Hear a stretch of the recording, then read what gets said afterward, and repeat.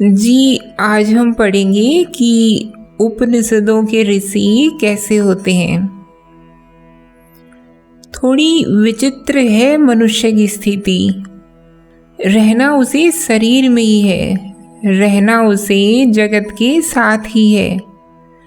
पर यदि सिर्फ शरीर बनकर रहता है तो उसे मौत का डर सताता है।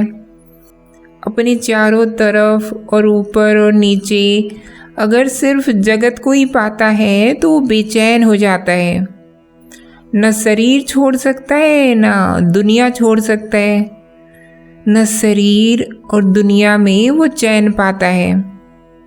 ये वो मूल समस्या है जिसे उपनिषद संबोधित करते हैं।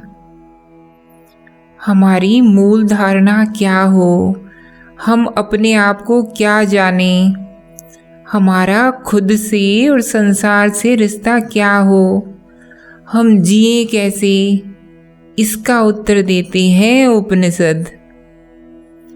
तो वो कह रहे हैं कि तुम्हारे ही भीतर कुछ है जो तुम्हारे जैसा बिल्कुल नहीं है। गौर करिएगा, तुम्हारे जैसा बिल्कुल नहीं है, लेकिन तुमसे पराया भी नहीं है, तुम्हारे ही भीतर है। तो तुम शरीर हो, शरीर बीमार हो जाता है, बूढ़ा हो जाता है, लेकिन ये जो शरीरी है, जो देही है, जो जीव है, इसी के केंद्र में कोई बैठा है जो ना बीमार होता है और ना बूढ़ा होता है। और उसकी बात करना बहुत ज़रूरी है, क्योंकि उसकी बात नहीं करोगे तो या तो खुद को ठगते हुए जियोगे और अपने आप को कभी याद नहीं आने दोगे कि तुम्हारा अंजाम क्या होने वाला है, क्योंकि अंजाम तो शरीर का एक ही है और वो है मौत। अगर बहुत खुशी खुशी जीना है तो बहुत ज़रूरी हो जाता है बहुत लोगों के लिए कि वो अपने हस्र को जबरन भुलाए रहें, कि मौत को जरा भी याद न आने दें, कि अपने आसपास माहौल ऐसा निर्मित कर लें जिसमें मौत की अनिवार्य स्मृति के लिए कोई जगह ही ना हो। एक तो तरीका ये है झूठी खुशी का, और अगर झूठी खुशी नहीं चाहिए तो दुख मिलेगा, क्योंकि शरीर तो बने बैठे हो। अब या तो शरीर के अंजाम को भुला दो, और अगर भुला नहीं रहे तो क्या याद आएगी तुरंत? मौत। और मौत याद आएगी तो दुख मिलेगा। तो ये दो रास्ते हैं आपके पास, या तो दुख झेलिए या झूठी खुशी पाइए। ऋषियों को ये दोनों ही रास्ते स्वीकार नहीं थे। उन्होंने कहा, दुख तो चीज़ खराब है ही, झूठी खुशी भी कुछ बेहतर नहीं है। लेकिन यहाँ बात अटक जाती है। शरीर तुम हो और शरीर का हस्र है मृत्यु और बीमारी और बुढ़ापा और तमाम तरह की सीमाएं। कहीं चोट लग गई, अकड़ गए, बहुत शरीर बनाया भी तो एक दिन पता चला कि अलमारी खिसकानी थी और खिसक ही नहीं रही है।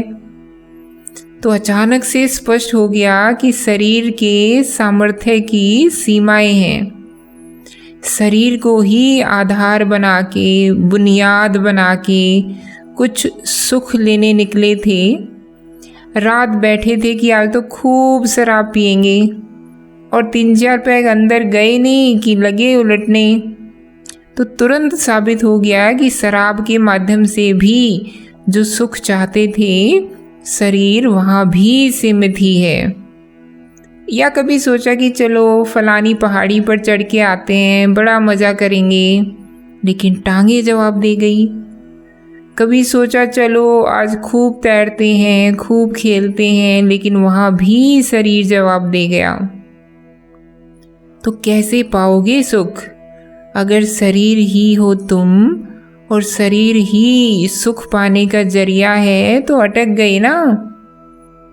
यहाँ तक कि सब राग, रंग और जो सबसे ज़्यादा आकर्षक शारीरिक सुख होते हैं, तुम पाते हो कि मन उनके लिए छटपटाता रह जाता है अक्सर, और शरीर साथ नहीं देता। तो शरीर की तो बहुत प्रकट सीमाएं हैं। क्या करें? या तो अपने आप से झूठ बोलते रहें और उन सीमाओं को भुलाए रहें, या उन सीमाओं को याद रखें और निरंतर तड़पते रहें। तो ये तो फंस गए हम, या तो कपट नहीं तो तड़प। तो ऋषियों ने कहा कोई और रास्ता खोजना होगा। तो उन्होंने कहा शरीर के ही भीतर है कोई जो शरीर की सब बीमारियों से, सीमाओं से और गुणों से मुक्त है। अब बनी बात। अब हमें ये झूठ भी नहीं बोलना है कि हम शरीर नहीं हैं। अब हमें ये झूठ भी नहीं बोलना है कि हम शरीर हैं और बड़े प्रसन्न हैं। और अब हमें ये तथ्य भी जहर की तरह नहीं लगेगा कि शरीर सीमित है और दुख देता है। ब्रह्मास्त्र मिल गया, बिल्कुल, है ना? ब्रह्म ही वो ब्रह्मास्त्र है। क्या है? शरीर ही के भीतर बैठा है कोई। समझें, गौर कीजिए। शरीर ही के भीतर बैठा है कोई जो शरीर जैसा बिल्कुल नहीं है। तुम्हारे ही भीतर बैठा है कोई जो तुम्हारा ही है, जो तुम्हारी ही सच्चाई है, लेकिन जो तुम्हारी जैसी बिल्कुल नहीं है। अब बन गई बात, बिल्कुल बन गई बात। सारी समस्याओं का ही हल हो गया। तुम्हारा ही है, लेकिन तुम्हारी सब कमजोरियों से मुक्त है। क्या बात है! यहाँ तो हम अपने आप को थोड़ा सा बढ़ा चढ़ाकर दिखाने के लिए कितना कुछ नहीं करते। फोटो आ जाती है तो उस पर फोटोशॉप चलता है। हम थोड़े से बेहतर दिखने लगे, इसके लिए हम कितने लालायित रहते हैं कि नहीं रहते हैं? बस थोड़ा सा बेहतर दिखने लगी। मोटा आदमी 1 किलो वजन कम कर लेता है तो प्रसन्न हो जाता है। पतला आदमी 1 किलो वजन बढ़ा लेता है तो वो भी प्रसन्न हो जाता है। ठीक है ना? तुम बाल अपने बनवाने जाते हो, बढ़िया कट गए तो अच्छा लगता है, नहीं बढ़िया कटे तो झुंझला जाते हो। आजकल लोग कहते हैं कि good hair day, bad hair day. हम थोड़ा सा बेहतर हो जाने के लिए कितने आकुल रहते हैं। और यहाँ ऋषि कह रहे हैं कि तुमसे अनंत गुना बेहतर कोई तुम्हारे ही भीतर बैठा है। तो बन गई ना बात। तुम तो जरा सा आनुपातिक कुछ बेहतरी चाहते हो, इंक्रीमेंटल बेटरमेंट चाहते हो। उससे ज़्यादा हमारी जैसे हैसियत ही नहीं होती, हिम्मत ही नहीं पड़ती, औकात ही नहीं होती। जैसे कोई लड़का हो और 40 नंबर पर पास होता हो और उसके आए हैं 38, और वो अब गया है परीक्षक के पास कि कुछ थोड़े अंक दे दीजिए। ठीक है, कृपया अंक कहते हैं उसे, ग्रेस मार्क्स। तो वो जाके क्या बोलेगा? क्या हिम्मत पड़ेगी उसकी कि वो बोले कि मुझे 40 नंबर और दे दीजिए? तो ऐसे ही अस्तित्व के सामने हमारी हालत है। क्या मांगते भी हैं तो 2 नंबर, इससे ज़्यादा मांगने की भी हमारी हिम्मत ही नहीं पड़ती। 38 पे हैं, 2 और दे दीजिए, 40 हो जाएगा तो मैं उत्तीर्ण हो जाऊंगा। ठीक है ना? अस्तित्व के सामने इंसान ऐसा ही है, भिखारी जैसा, कि मांगेगा भी तो 2 रुपया या 2 नंबर। बहुत ज़्यादा तो हम मांग भी नहीं पाते। हमने कहा था कि ऋषि तो महत्वाकांक्षी लोग हैं, वो छोटा मोटा तो कुछ मांगते नहीं है। तो वो ये नहीं कह रहे कि तुम थोड़े से बेहतर हो जाओ।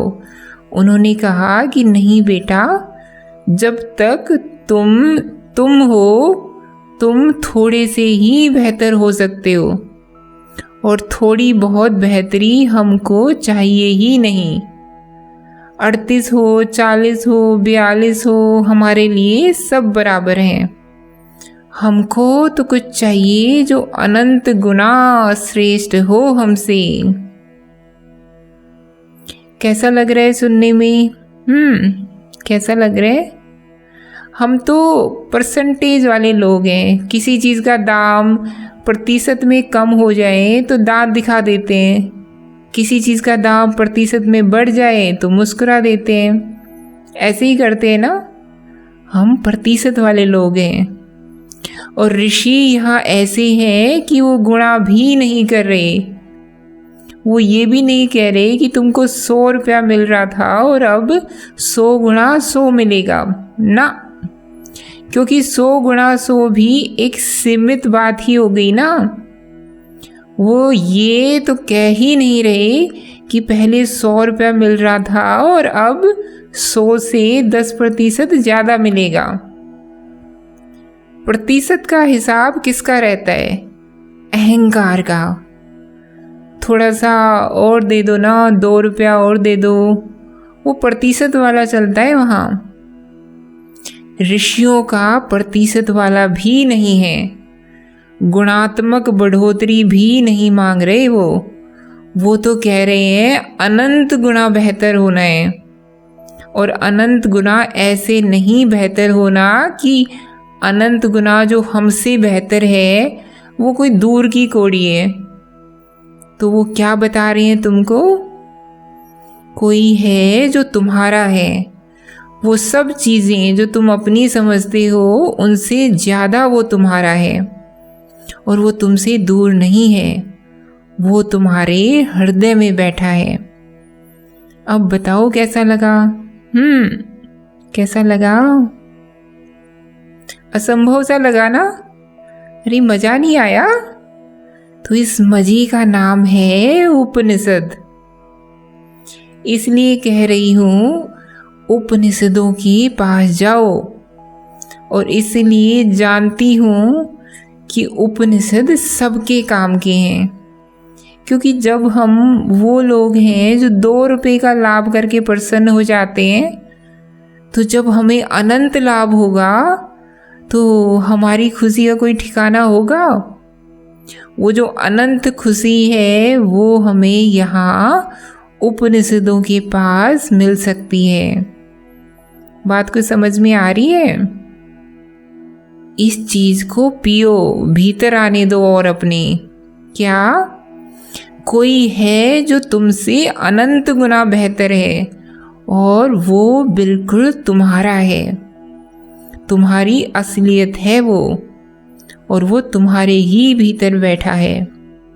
तुम बूढ़े होगे वो बूढ़ा नहीं होगा, तुम बीमार होगे वो बीमार नहीं होगा, तुम झूठे हो सकते हो वो झूठा नहीं होगा, तुम्हारा मान हो सकता है, अपमान हो सकता है, उसका नहीं होता। तुम कुछ चीज़ें जानते हो, कुछ चीज़ें नहीं जानते हो, लेकिन वो सर्वज्ञ है। तुम कितने भी बड़े हो जाओ, कितनी भी तरक्की कर लो, कुछ होए तुमसे ऊपर का, लेकिन उससे ऊपर कुछ नहीं होता। कैसा लग रहा है? और वो जो है वो बिल्कुल तुम्हारे भीतर ही बैठा हुआ है। बात आ रही है समझ में? श्लोक को दोबारा पढ़ते हैं। जब भी श्लोकों पर आओ पूछा करो अपने आप से कि देखो ये मुझे बोला तो गया है मेरी मदद के लिए ही, मुझे बोला गया है मेरी मदद के लिए ही। तो शुरुआत ठीक किया करो, पूछा करो अपने आप से कि कैसे ये मेरी मदद करना चाह रहे हैं। क्या मैं इनकी सहायता कर सकता हूँ? क्या मैं इनकी सहायता कर सकता हूँ कि ये मेरी मदद करें?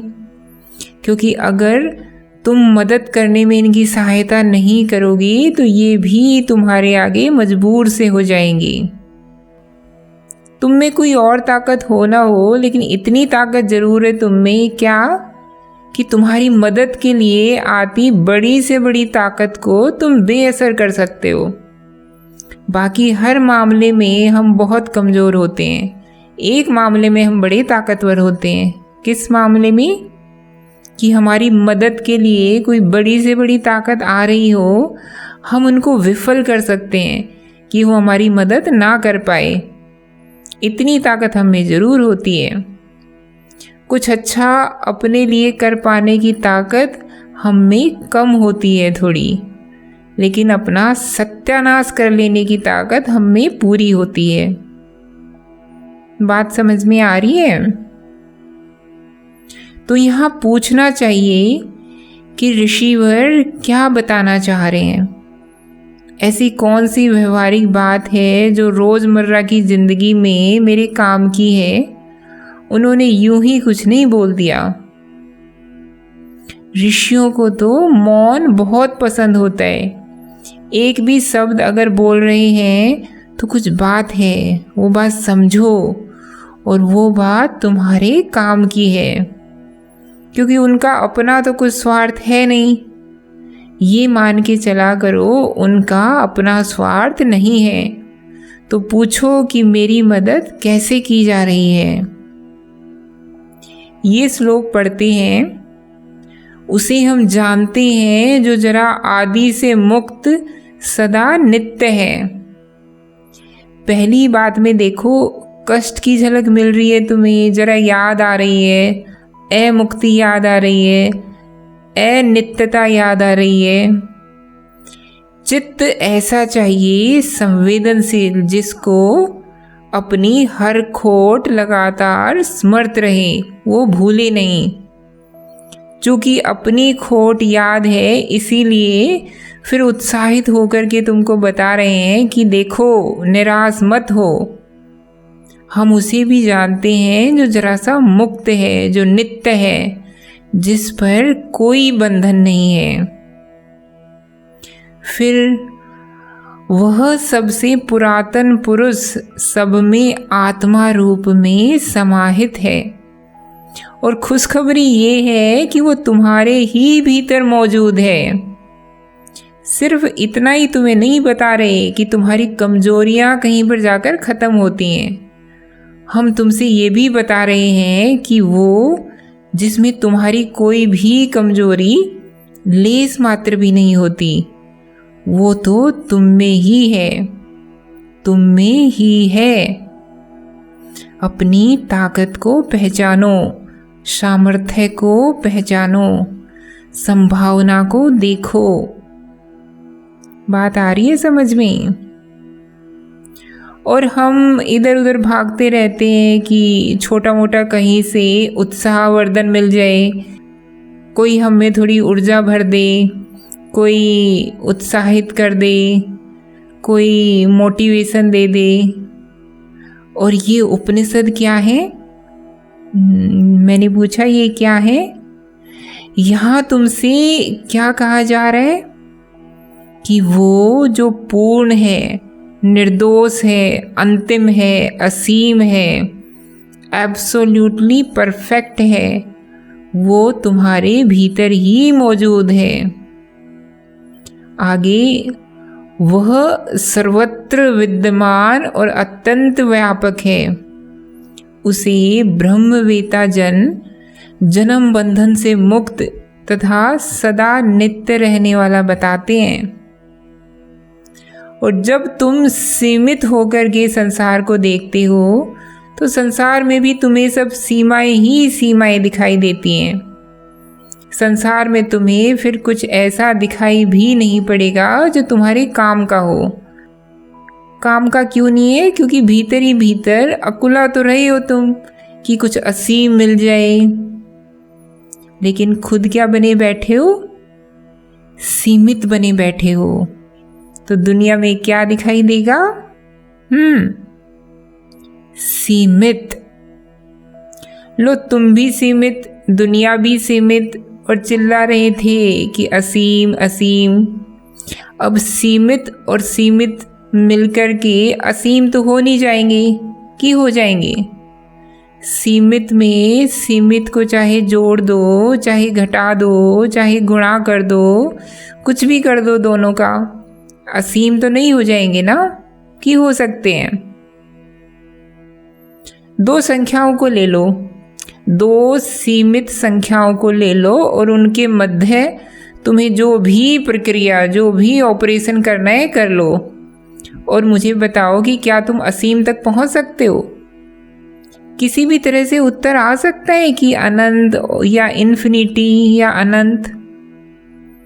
कोई भी दो संख्याएं ले लो, शून्य नहीं होनी चाहिए, एक संख्या बस, क्योंकि हम बात कर रहे हैं सीमित की, शून्य की नहीं।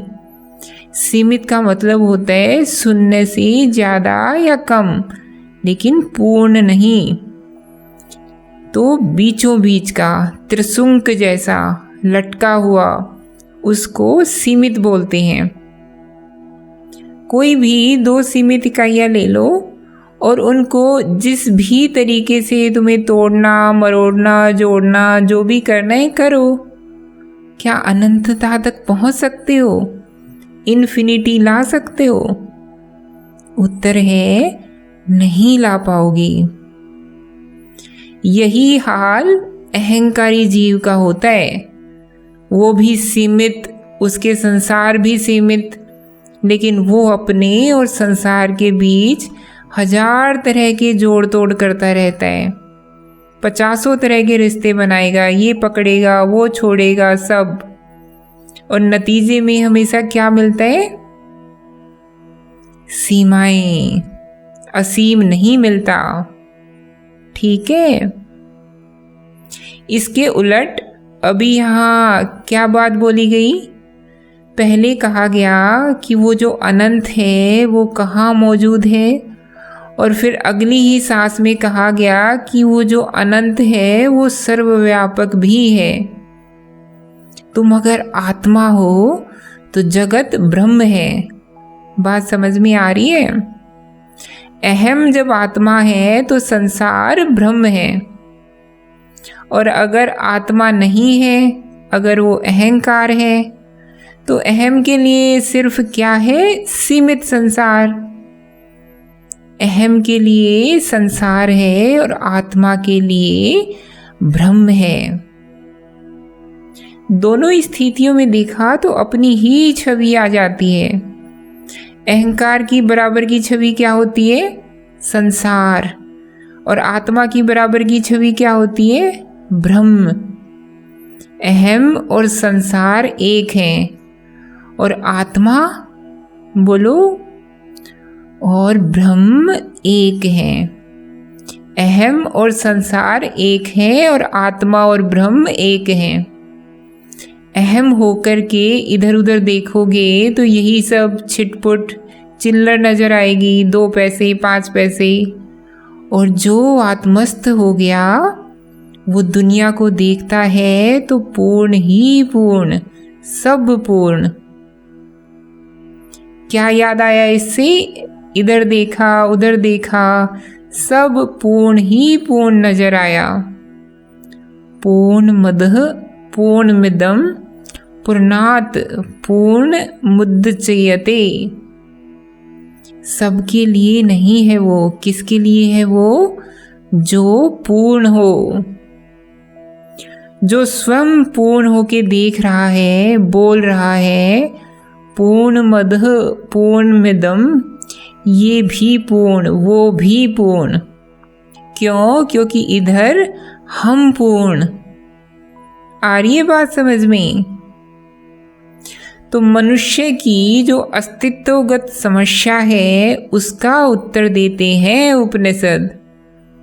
जो मूल समस्या है, इंसान होने में ही जो समस्या है, हमारे शरीर में ही जो समस्या बसी हुई है, उसका उत्तर देते हैं उपनिषद।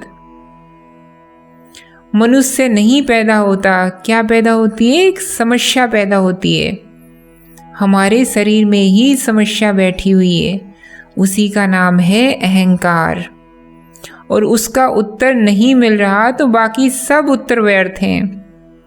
क्योंकि हमारी बाकी सब समस्याएं निकलती किस समस्या से हैं? अहम से निकलती हैं। भले ही वो समस्या तुम्हें कितनी भी दूर की लगे या किसी भी क्षेत्र की लगे, लेकिन अगर होशियारी से देखोगे तो ये ही पाओगे कि ले दे करके हर समस्या अहम की समस्या है।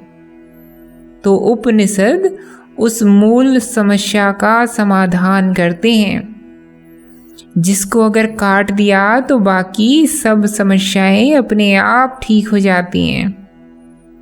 आ रही है बात समझ में?